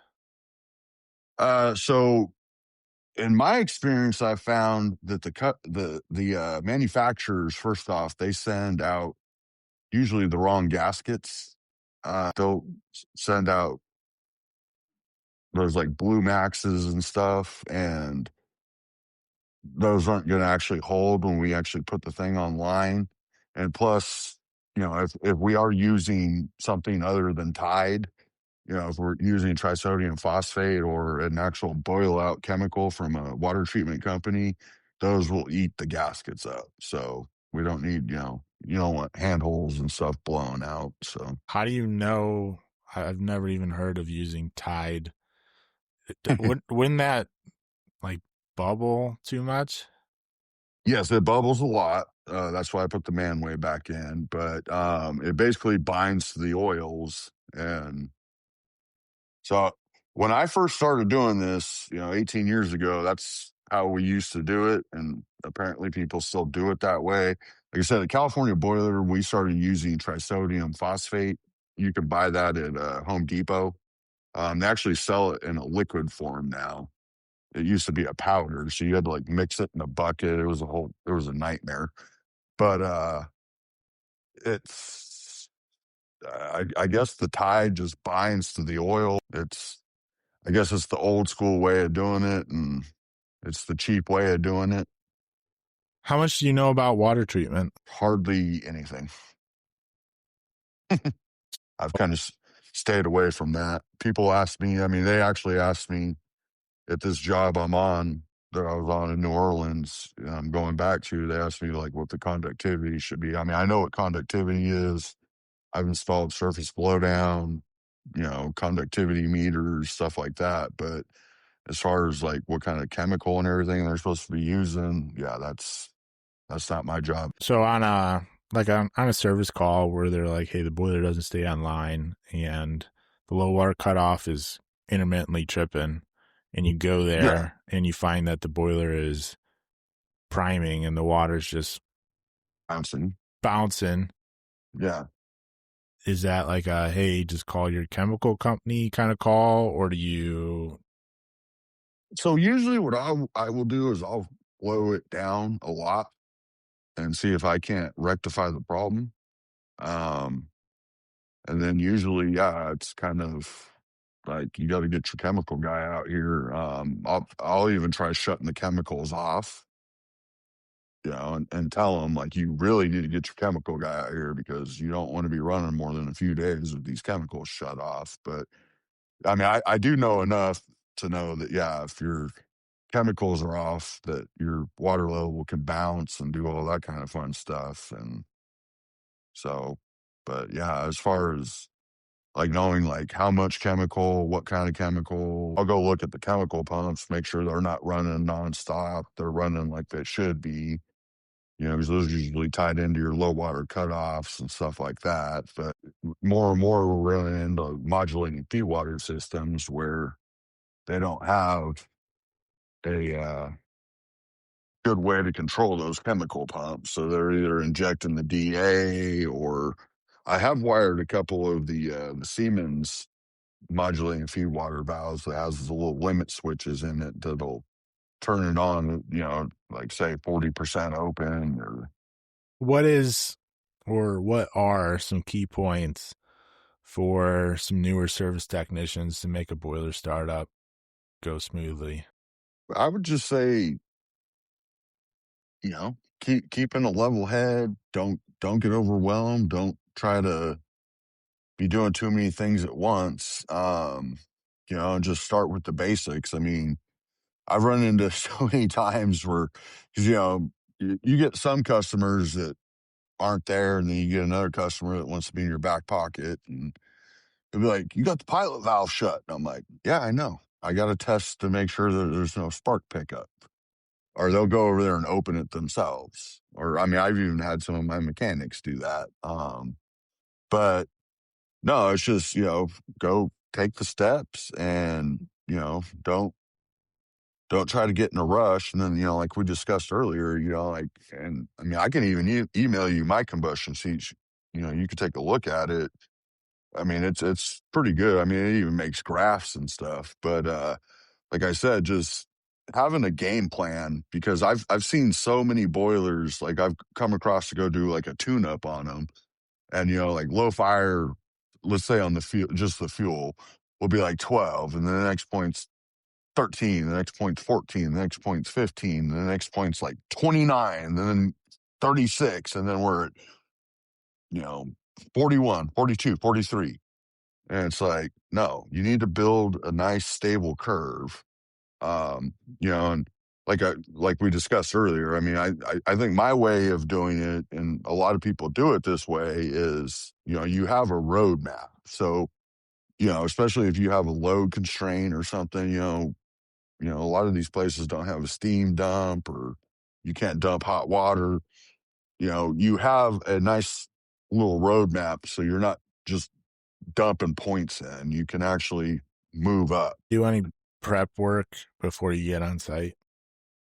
Oh yeah, no, I always make sure that I have the wiring diagram, the boiler and burner manuals. Now, luckily I was able to finally get the wiring diagram for this Webster burner, and obviously you can get the boiler and burner, manuals online. So, but I've started up tons of Uniluxes and a bunch of these Websters, so yeah, I mean, that's not a big deal. But no, I like to go in there being informed and knowing, what I might be running into and what's going on. If you could make any changes to the boiler industry as far as developing people or the processes of how we go about things, what do you have anything on your wish list of like, hey, I would really like this to happen, or I think this would really help people? Um, I don't know how much time we have left, but We don't, no, there's no time limit except, whenever you want to wrap this up. I know we're coming up on 2 hours, but yeah, there's no time limit. no, I mean, there's a lot of little things here and there. There's, I, I, I, I would like to see just more training. I would like to see this trade actually getting started to get taught in school, just because, I mean, we're losing a lot of the people that know it on the mechanical and the service technician side. It used to be all these guys came out of the Navy and they got trained in the Navy, but the Navy doesn't use boilers anymore. So you have operators that don't know what they're doing. You got, I mean, I remember when I first started, we called them boiler makers, and they knew boilers. Like a boiler maker would, when I first started, that guy would go out and do an annual and fire the boiler back up. And now we have mechanics that are basically just glorified welders that they're like, what do you mean I flipped the switch? What does that mean? And I just wish there was a lot more training because, like I said earlier, this is a dying trade that the work isn't dying. It's the people that are in it are leaving, that are dying. What It's, what makes good training? I mean, I guess it just has to be, I mean, it's on the job. It would be, I mean, like I said, I built these training simulators and they talked about putting the mechanics on it with me because I trained our techs on it on how to, put a curve in there. Obviously, I'm not going to teach our mechanics how to do that. They don't need to know how to do that. They don't carry analyzers. But me showing them like how to reset a manual low water, me showing how to reset gas pressure switches, if the control says this, check this. I don't need them to know full on troubleshooting, but at least know how to start a boiler back up. Do you have a troubleshooting process that you follow for every service call? Like when I walk into the boiler room, I check these things no matter what. Like if it's a steam boiler versus a hot water boiler, just to like grab my bearings, and then I will do this, and then I talk to the customer, and then I do this, and then I do that, and then I, not, because I have this thing that's, it's basically every service call is the same, the variables just change. I didn't know if you, Yeah. I didn't know if you had like a particular process that you say, hey, new person, when I walk onto site, this is what I do, and you should probably do this as well. Yeah. I mean, it all depends on what's going on. If you walk in there and it's a flame failure, obviously you're going to go to the basics. I mean, if it's a pilot flame failure, you're going to run after the pilot. If it's fire eyes, 3P interlock, you're going to look at those devices. But then I always like to check everything over because I hate getting called back. I hate that, oh, it ran for an hour and a half and then it's doing the same thing. I mean, I hate that. So I'll usually, I come and go after the main problem, you know, get that diagnosed and fixed. And then, I'll definitely look the boiler over. I have a general rule of thumb that I'll literally stay for at least an hour, no matter what time of day it is. Just, walking around the boiler room, because at that point, that's when you can kind of start selling stuff. Like I said, I'm not a salesman, but, I'll be like, hey, you got a leak here or you got this going on, and that's going to cause a problem in the future, and, look at some other stuff and just make sure that what you diagnosed is actually fixing it. Uh, kind of go What from there. I mean, what problems do you see that are most common that lead to expensive repairs that customers typically ignore? so here in Alabama, it would be leaks and water treatment, which Do I you would see a probably, lot of scaled boilers? yes. Yeah, we have a place here in Alabama every year when we open their boilers up, they end up getting retubed. That's just crazy because Yeah, 300 horsepower Clearbrooks, and every maintaining year. maintaining a water softener is one of the most basic things you can do, and yet people were like, "Oh, we're spending 50 grand on a retube every year." Oh, okay, that makes sense. Versus, let's spend 5 grand for On a water somebody to make softener. sure that we have salt in our brine tank and our water Yeah, softener works. yeah. I No, yeah, no. So I've I mean, we like I don't know how much work you've done at refineries. I've done a lot of work at refineries, and it's a common saying that they make dollars, they don't make sense. yeah, I mean it goes back to the customer education thing of it makes sense to us because we see it all the time, but the customer may not actually understand why a water softener is so important. Even though that seems ridiculous, that is like, hey, like this thing, because they, customers have their own problems that they're worried about and their own managers that are they're worried about. And if it, we as boiler people can say, hey, we're worried about this, but the boiler room may just be one of 15 rooms that they're worried about, and they're trying to deal with all this stuff, and stuff slips through the cracks. And that's really where partnering with a boiler company that and a water treatment company that can handle and say, and when they're on site or taking care of your boiler that things are just handled on the customer side versus I have to oversee everything. I have to make sure that they're doing everything correctly, and having a solid steam system with clean steam and great water treatment is key for long life of equipment. But unfortunately, that doesn't seem to happen too often. It seems like, Yeah, no, I mean, that's one of the things that's always blown me away is corrugating plants. Like if the boiler goes down, the plant's down. Yet I've only seen one corrugating plant in my life in 18 years of doing this that has more than one boiler. yeah, the And then math when worked out that, hey, we can buy one boiler and it's enough steam. Why would we buy two? well, and then they usually run the hell out of them. Like I'll never forget this one place. I mean, it was a 1500 horsepower hearse. It was like one of the biggest hearse I've ever seen. Fire tube, and I mean this thing literally sat in high fire all day long. Yeah, I would imagine also that they have steam traps blown right through, and if they fixed all their Oh yeah, steam traps, that boiler would modulate down. yeah, and this was in California. So in California, you literally have to have a gas meter, individual gas meter on every boiler because of the emissions. And that boiler has to be high fire, and they come out and check. The state comes out and checks it. They have the air quality management district. They come out and check the boiler. It has to be within 80% of its rate. Like, because what people started doing was they started, down rating their boilers to try to get under the NOx rules. Well, the state got wise to that, and they were like, "Oh, nope, you have to be within 80% now.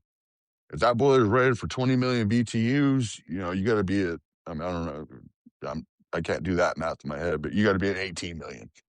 And they literally come out and clock the meters. So it's not like we had this thing under fired. Yeah. I mean, That it's crazy. But let me ask you a question. What's your preferred combustion analyzer? in general is the one that works best for you, but I mean, I only have experience with an Ecom D and Citron and E Instruments. I know E Instruments is no more, but the Citron Nova, I believe, it's Yeah, good light duty analyzer, but when I was a service tech, I spent most of my time with a Ecom D, which I really liked. The probe was great. Also, the extendable probe, where you didn't have to change the hoses. A new probe just kind of latched onto the top of it, and the pump super quick. Went to my phone, great. Could make a great report. I know they have reporting software now that you can attach your laptop to it. I've never worked as a service technician in the state with NOx requirements, so I've never done like hourly testing and all that stuff. I know that some people do, but yeah, in California, we used to have to do 15-minute testing. yeah. I mean, it's different for what people want. Some people have permanent combustion analyzers, and it's constantly testing. It differs, but Yeah, yeah. the So the combustion analyzer, the big thing is, can you get service and can you get it quick? yeah, And yeah. So yeah, ecom service is decent or good from what I've experienced, and there's another company out there that Testo, is Testo that Testo is good. Yeah. Yeah, yeah. so most of my experience was the Ecom and Testo. We have the Citrons here where I'm working now, and I mean, it's a good little analyzer, but it just takes so long to respond. Yeah, especially if you get a longer hose. I don't even have the longer hose. Yeah, and and that's a selling point or like a buying point. And it may not make sense to a manager, but the difference between uh, how fast the pump in the analyzer, like the sampling pump for everybody Yeah. listening, and how quick it pulls the sample from the tip of the probe to the actual analyzer body and goes through those sensors and then spits out a reading on the screen. If you have a quick analyzer, I don't want to, I use ecom, but it's ecoms aren't quick per se. Like there's no quick analyzer. It's just what is the rating of the pump? It'll say, I think most pumps are rated in like liters or Yeah, liters per foot, I think it is. whatever Or it is, but it's a yeah, volume, and it yeah, whatever you're buying your combustion analyzer, they're going to say the volume. And if you have a technician that works with a combustion analyzer for a year and they have that same analyzer and you're like, hey, we got to send that in for calibration. Here's this other one. And it works fine, but it has a slower pump. They will immediately know, especially if they're doing linkage adjustment on and be like, why is this thing so slow? And it is night and day difference, even though it may just be a small number on a brochure. So that is definitely something you should think about when you are buying a combustion analyzer is how fast is the pump? yeah. No, because it's very important. So it's not as important on a water tube per se, because I mean, I've always been taught, and the way I still do water tube is I literally will let that, say I'm moving from 10% to 20% on firing rate. Um, I'll let that thing sit there for 5 to 10 minutes before I even start making adjustments. And I'll let it sit there for 5 to 10 minutes again after I make an adjustment. But like you said, like on a linkage burner, say you get it to like 20% firing rate and that thing drops down to zero and you're like, oh, I'm going to take it back to low fire and, make an adjustment on the linkage. I need that thing to react a little bit quicker. Yeah, Where the ecoms and the testos do, the Citron, it takes a while. are you Now, using is it a full touchscreen, the Citron? yes, but I use it on my phone with the app, but I put my phone literally right next to it. So Yeah, I didn't know what model you were using because the Nova is really there. it's a Nova. Yeah, okay. I think it's like a Nova Plus even, but That's their kind of flagship now that yeah, it's a great analyzer, but when you get onto larger boilers, it can have some shortcomings, not because it's a bad analyzer, is just because the pump and just the available lengths of probes and the lengths of hoses and the amount of sensors. But also the next analyzer to step up will also be $5,000 more. So it's, yeah, oh yeah, yeah. No, I mean, it's not like yeah, we're comparing apples to apples. If yeah, you are in the price range, I think they're only like $1,500 Citron Nova analyzers are great analyzers for the price. But if you're like, yeah, hey, we want to step up to the next thing, you might be spending $3,000 to $4,000. And then if you're spending an analyzer for the suitcase analyzers, like the J something something from 8 Ecom, you're looking yeah. at, J2KN, yeah, that they're like about 25 grand. 10 plus $1,000. And Yeah, well, see, you need those if you're doing the ultra low NOx. yeah, and it So comes with what you need. If you're in the Wild West states that are just, I don't know, as long as there's not black smoke rolling out of the stack, it's fine. yeah, You don't need to measure NOx, and you're essentially measuring combustion just to make sure that it is yeah, you're, safe. yeah, you're looking at O2 and CO. So what does the next 20 years hopefully look like for you career wise? Just keep banging it out. I mean, I guess one of these days, or I've already had two opportunities to be a service manager, and I told them no because I don't know. I don't like sitting in the office. I love doing this. I love the work. I love the troubleshooting. Um, I'm getting into the more advanced stuff, into the PLCs and stuff, and learning a lot more of that. So maybe getting into the programming and everything, and actually designing programs, BMS and CCS programming. But as of right now, I am to the point where I make enough money, I get paid enough per hour that, I don't like the 80-hour work weeks anymore. When I first started doing this, I was an overtime whore, but, now it's kind of like, I'm more of a eight and hit the gate guy. Everybody listening, while a management promotion may seem great and may come with a pay bump, it is not always a promotion, especially if you love dealing with your own problems and working with tools. Because now, if you get into management like a service manager, which a lot of companies do, hey, this tech gets old and they don't want to be on the tools anymore, let's promote them to a service manager. Now you are now dealing with your problems and everybody else's problems and all of your Yes. customers' problems. Yes. And in 3 months, you will quickly understand that techs that you were working with in the field that you thought were angels now just do the dumbest things, especially when you get customer calls and you're like, our tech did what? And you're like, how is this even, you told them what?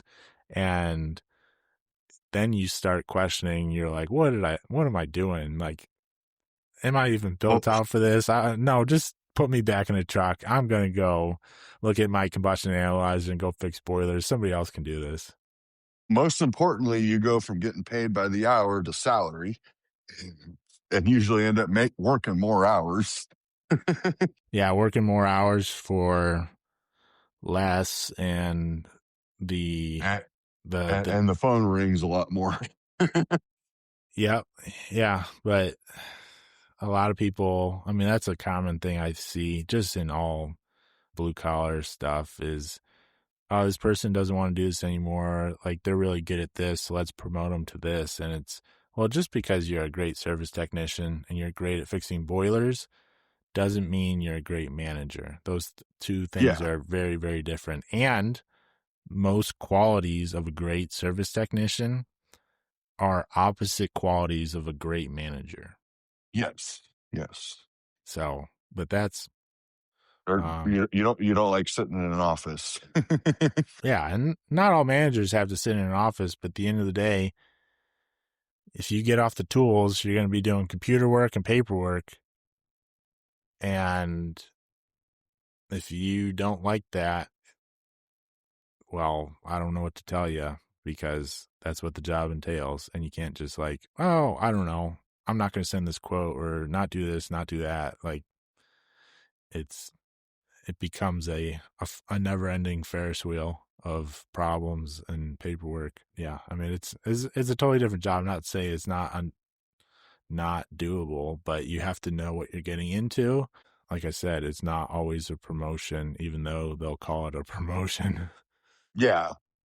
Yeah. Well, no, I mean, because even like right now, I kind of do, I don't even know if I would say half and half, but, they have me sitting in the office doing quotes, and, I can bang out the quotes pretty quick, but it's like, get me out in the field. Like, I don't want to be sitting here staring at a computer screen all day. And I actually just got our company digital to where we're not doing anything on paper anymore. And I had to sit in the office for 2 days on a computer screen. And, you know, I came home and told my wife, I'm like, I got a new appreciation for you because she sits at a computer screen all day. I'm like, I don't know how you do that. It's always easier to look over the fence and be like, oh, they have it so easy. But then once you hop over the fence and you're actually sitting in the seat, it is, everybody has problems. There's no such thing as an easy job, uh, especially in the boiler field. So, Yeah. Yeah.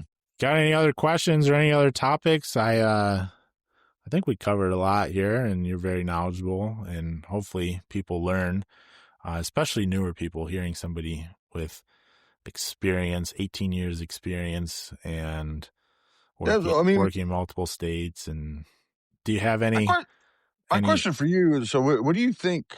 Like, my opinion, the best way to go about hiring people and getting more people into this trade is getting electricians.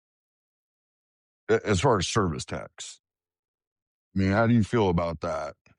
Yeah, so there's also a big difference between a controls electrician and a I-wire outlets electrician.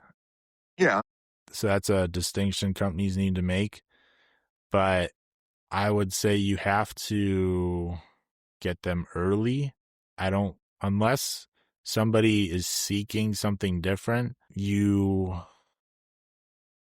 if you have a 20-year electrician who is yeah, who like knows PLCs and like does like controls and like low voltage stuff, and I would say it would be like, well, why do you want to make the change? Because most people that far in their career are kind of more settling out versus I want to jump into something new.